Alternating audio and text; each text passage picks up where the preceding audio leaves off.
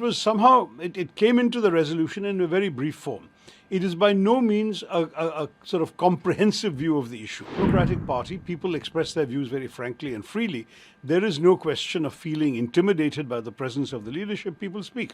The siege of Gaza now, with the cutting off of food, fuel, water, is really an inhumane act. I'm not suggesting there was anything humane about what Hamas did. They were completely inhuman, brutal, evil. But at the same time, what the Israelis are doing in revenge is hurting ordinary innocent women, children who have nothing to do with Hamas.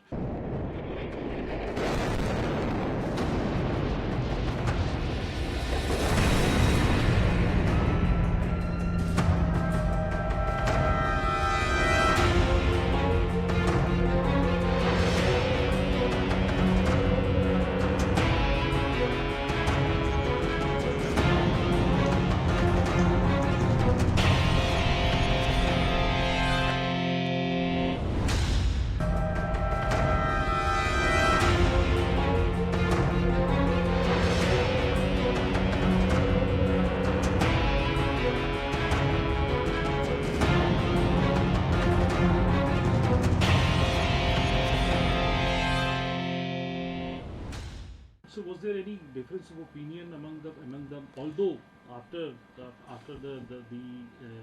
commencement of CWC, it was said that these resolutions were adopted unanimously. But was there any difference of opinion on this issue? Because just 2 days back, before the CWC, there was a statement from Mr. Jairam Ramesh which had some different that was the official statement of the Congress party on this issue, and even that will evolve as the situation evolves. But as far as the CWC statement was concerned, it really was not the main focus of our discussion. So to be very honest, there was a very brief discussion only. I don't have the liberty to speak about what a meeting and discussions behind closed doors.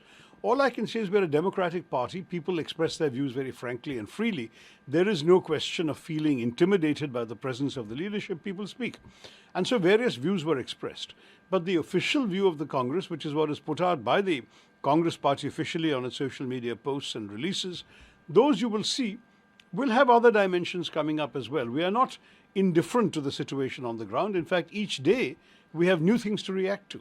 The siege of Gaza now, with the cutting off of food, fuel, water, is really an inhumane act. I'm not suggesting there was anything humane about what Hamas did. They were completely inhuman, brutal, evil. But at the same time, what the Israelis are doing in revenge is hurting ordinary innocent women, children who have nothing to do with Hamas. Hamas is an organization, the Islamic Resistance Movement as it's called. It is not by any means the sum total of the Palestinian people. The PLO, the people who are running the West Bank, the Palestinian Authority, they have a very different perspective, and they certainly would not have wanted what Hamas did to have happened. There is also, if you like, a struggle going on for dominance between Hamas and the PLO. And the Hamas wants to establish itself as sort of the spearhead of the Palestinian resistance. Naturally, there will be tensions. One is PLO is pursuing the path of peace and dialogue and negotiation. Hamas is showing that it prefers the path of violence and murder.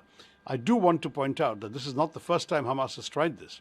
There have been episodes in 2007, 2008, 2012 from Gaza, and each of them have ended in an uneasy ceasefire.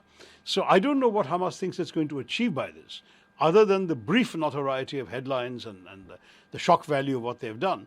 In the longer term, this is not something that is going to change very much the fortunes of the Palestinian people.